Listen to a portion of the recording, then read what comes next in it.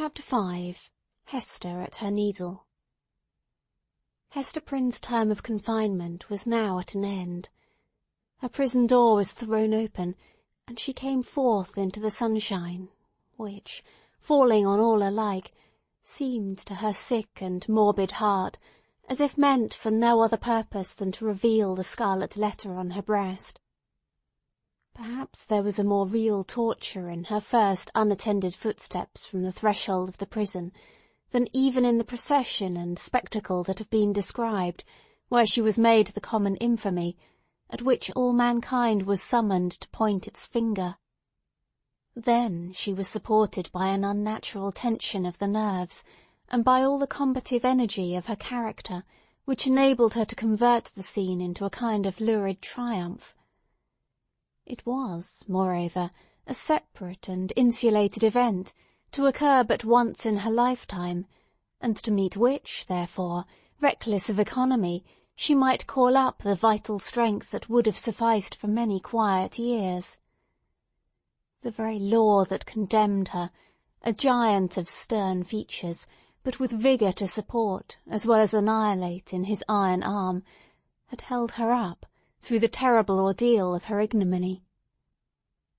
But now, with this unattended walk from her prison door, began the daily custom, and she must either sustain and carry it forward by the ordinary resources of her nature, or sink beneath it. She could no longer borrow from the future to help her through the present grief. Tomorrow would bring its own trial with it, so would the next day, and so would the next, each its own trial, and yet the very same that was now so unutterably grievous to be borne. The days of the far-off future would toil onward, still with the same burden for her to take up and bear along with her, but never to fling down. For the accumulating days and added years would pile up their misery upon the heap of shame. Throughout them all, giving up her individuality, she would become the general symbol at which the preacher and moralist might point, and in which they might vivify and embody their images of woman's frailty and sinful passion. Thus the young and pure would be taught to look at her, with the scarlet letter flaming on her breast, at her, the child of honourable parents, at her, the mother of a babe, that would hereafter be a woman, at her, who had once been innocent, as the figure, the body, the reality of sin. And over her grave, the infamy that she must carry thither would be her only monument.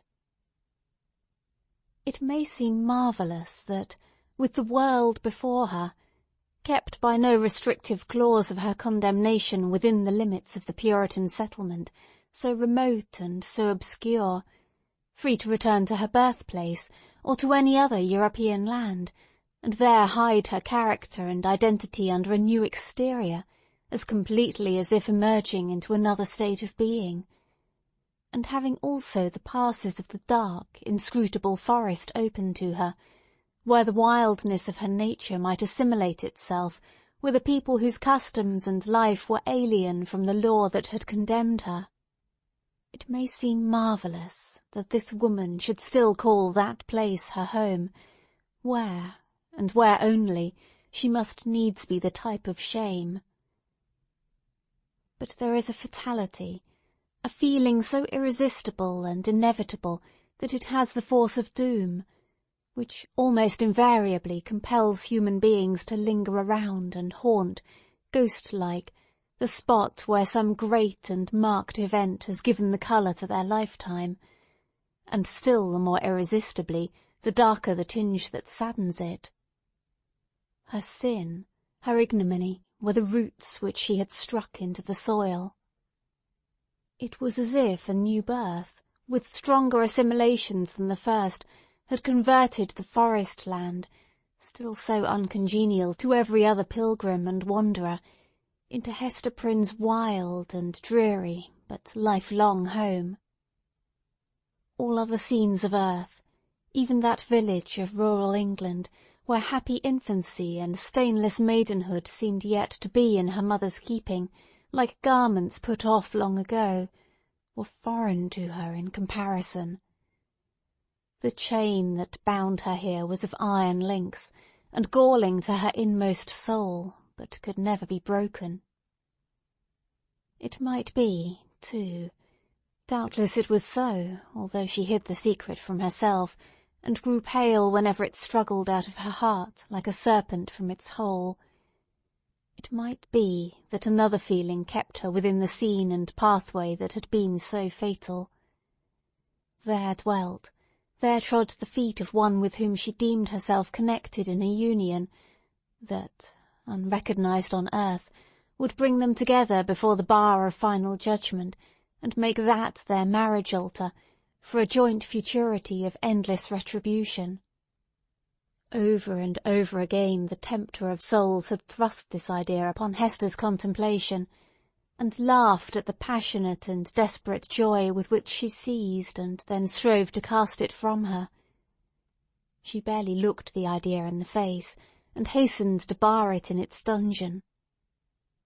What she compelled herself to believe, what, finally, she reasoned upon as her motive for continuing a resident of New England, was half a truth and half a self-delusion.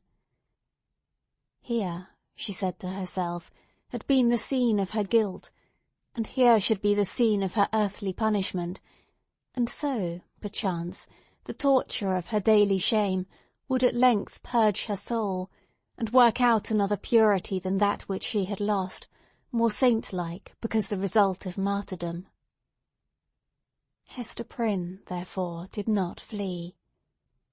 On the outskirts of the town, within the verge of the peninsula, but not in close vicinity to any other habitation, there was a small thatched cottage. It had been built by an earlier settler, and abandoned because the soil about it was too sterile for cultivation, while its comparative remoteness put it out of the sphere of that social activity which already marked the habits of the emigrants. It stood on the shore, looking across a basin of the sea at the forest-covered hills towards the west. A clump of scrubby trees, such as alone grew on the peninsula, did not so much conceal the cottage from view, as seemed to denote that here was some object which would fain have been, or at least ought to be, concealed. In this little lonesome dwelling, with some slender means that she possessed, and by the licence of the magistrates, who still kept an inquisitorial watch over her, Hester established herself with her infant child. A mystic shadow of suspicion immediately attached itself to the spot. Children, too young to comprehend wherefore this woman should be shut out from the sphere of human charities, would creep nigh enough to behold her plying her needle at the cottage window, or standing in the doorway, or labouring in her little garden, or coming forth along the pathway that led townward, and, discerning the scarlet letter on her breast, would scamper off with a strange, contagious fear. Lonely as was Hester's situation, and without a friend on earth who dared to show himself, she, however, incurred no risk of want. She possessed an art that sufficed, even in a land that afforded comparatively little scope for its exercise, to supply food for her thriving infant and herself. It was the art, then, as now, almost the only one within a woman's grasp, of needlework. She bore on her breast, in the curiously embroidered letter, a specimen of her delicate and imaginative skill, of which the dames of a court might gladly have availed themselves, to add the richer and more spiritual adornment of human ingenuity to their fabrics of silk and gold. Here, indeed, in the sable simplicity that generally characterized the puritanic modes of dress, there might be an infrequent call for the finer productions of her handiwork. Yet the taste of the age, demanding whatever was elaborate in compositions of this kind, did not fail to extend its influence over our stern progenitors, who had cast behind them so many fashions which it might seem harder to dispense with.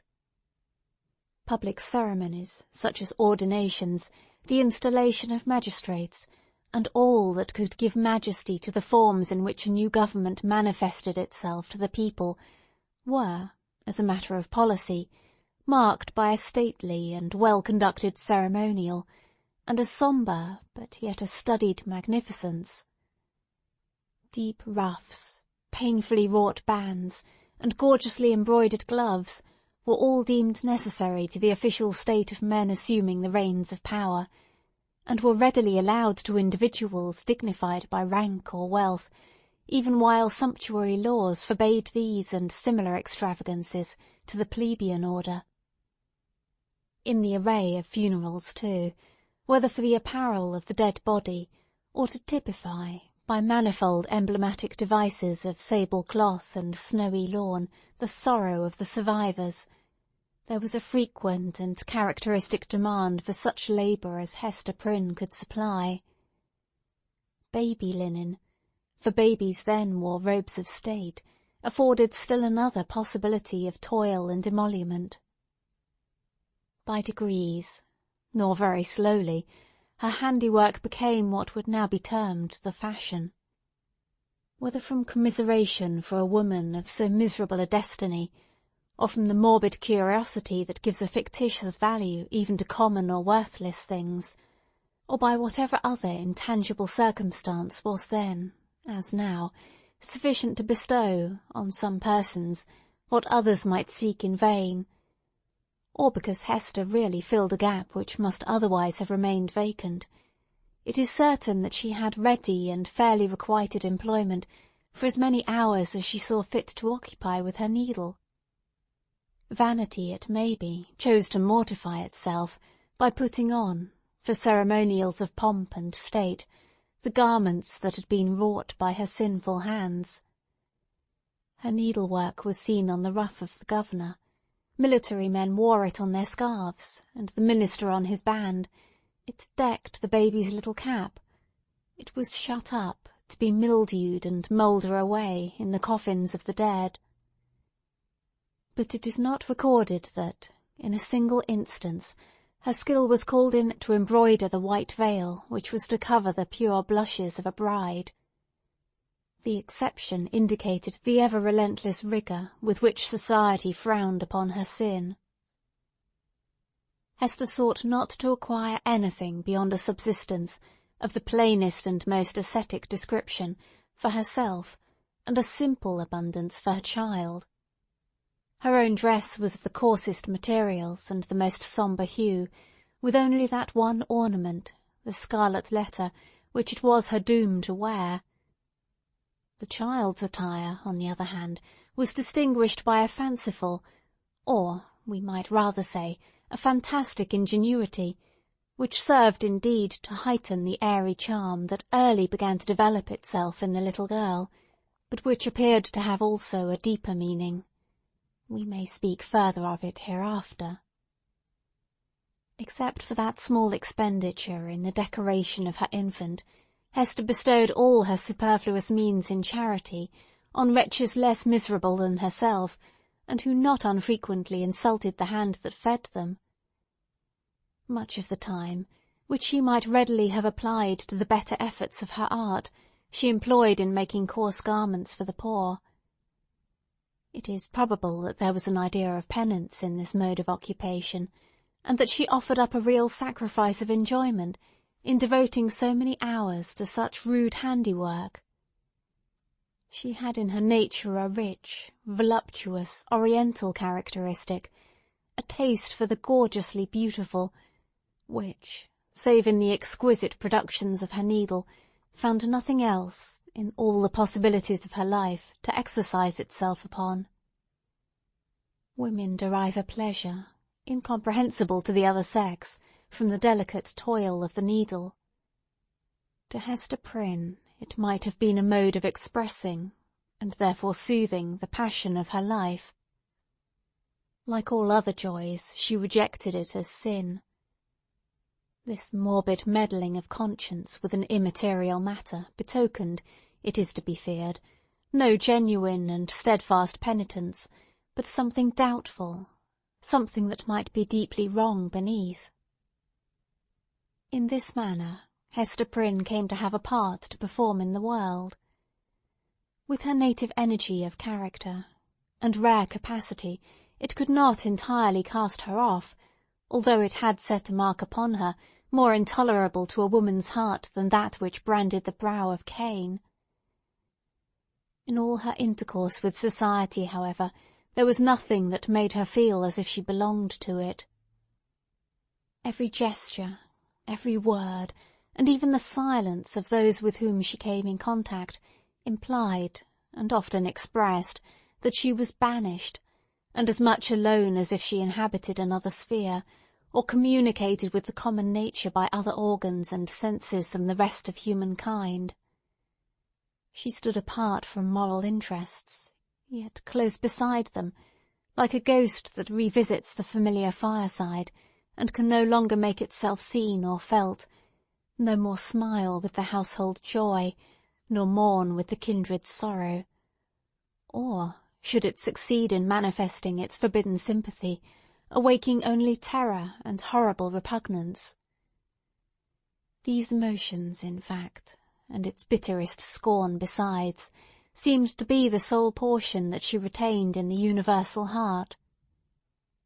It was not an age of delicacy, and her position, although she understood it well, and was in little danger of forgetting it, was often brought before her vivid self-perception, like a new anguish, by the rudest touch upon the tenderest spot.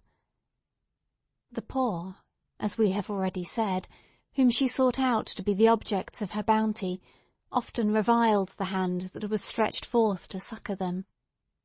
Dames of elevated rank, likewise, whose doors she entered in the way of her occupation, were accustomed to distil drops of bitterness into her heart, sometimes with that alchemy of quiet malice by which women can concoct a subtle poison from ordinary trifles, and sometimes also by a coarser expression that fell upon the sufferer's defenceless breast like a rough blow upon an ulcerated wound. Hester had schooled herself long and well.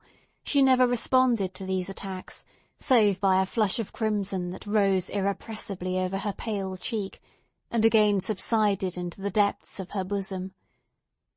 She was patient, a martyr indeed, but she forbore to pray for enemies, lest, in spite of her forgiving aspirations, the words of the blessing should stubbornly twist themselves into a curse. Continually, and in 1,000 other ways, did she feel the innumerable throbs of anguish that had been so cunningly contrived for her by the undying, the ever-active sentence of the Puritan tribunal. Clergymen paused in the street to address words of exhortation that brought a crowd, with its mingled grin and frown, round the poor sinful woman.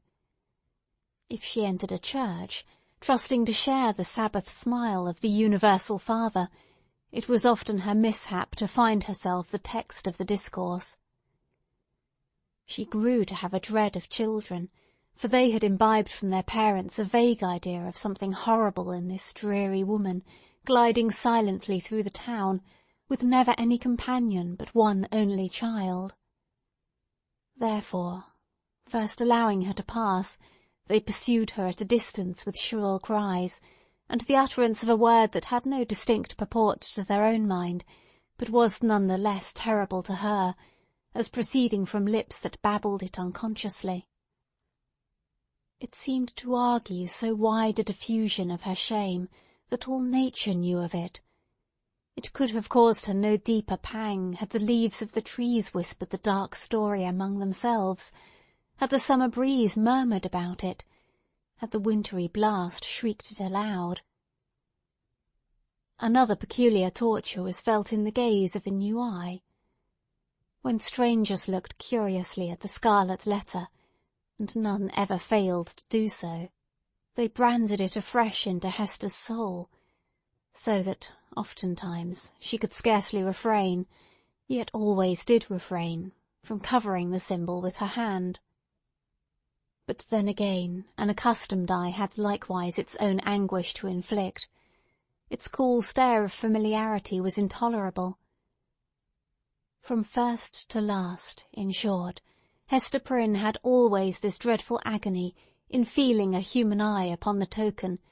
The spot never grew callous.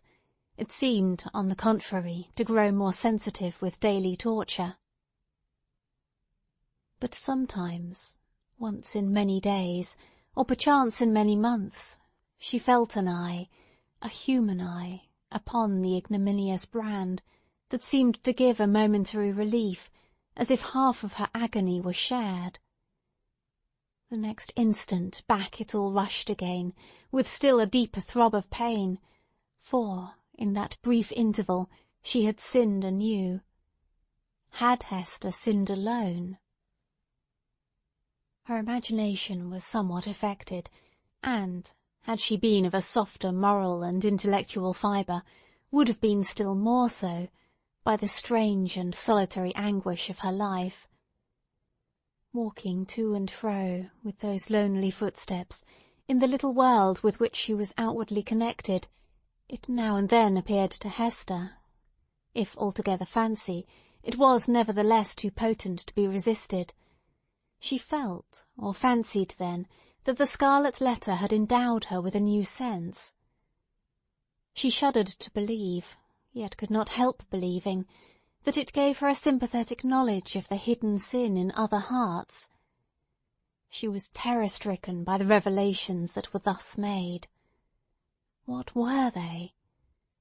Could they be other than the insidious whispers of the bad angel, who would fain have persuaded the struggling woman, as yet only half his victim, that the outward guise of purity was but a lie, and that, if truth were everywhere to be shown, a scarlet letter would blaze forth on many a bosom besides Hester Prynne's? Or must she receive those intimations, so obscure, yet so distinct, as truth? In all her miserable experience there was nothing else so awful and so loathsome as this sense. It perplexed as well as shocked her, by the irreverent inopportuneness of the occasions that brought it into vivid action.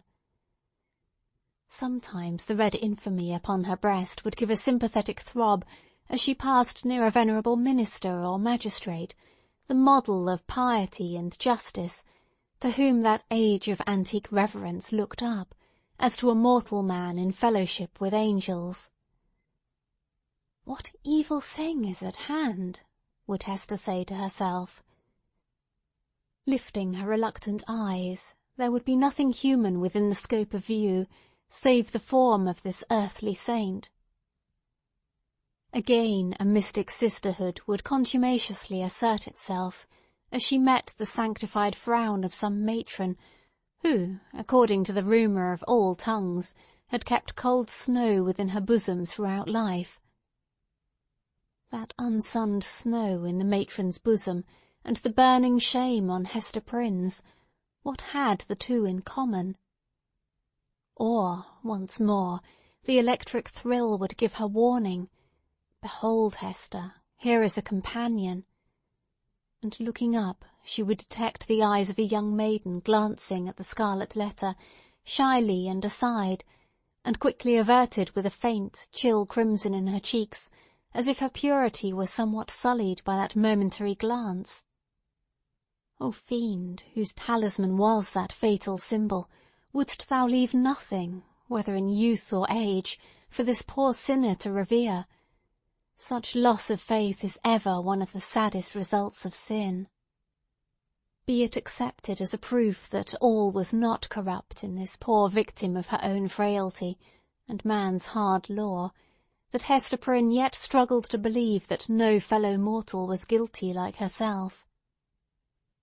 The vulgar, who in those dreary old times were always contributing a grotesque horror to what interested their imaginations, had a story about the Scarlet Letter which we might readily work up into a terrific legend. They averred that the symbol was not mere scarlet cloth, tinged in an earthly dye-pot, but was red-hot with infernal fire, and could be seen glowing all alight whenever Hester Prynne walked abroad in the night-time. And, we must needs say, it seared Hester's bosom so deeply, that perhaps there was more truth in the rumour than our modern incredulity may be inclined to admit. Section 8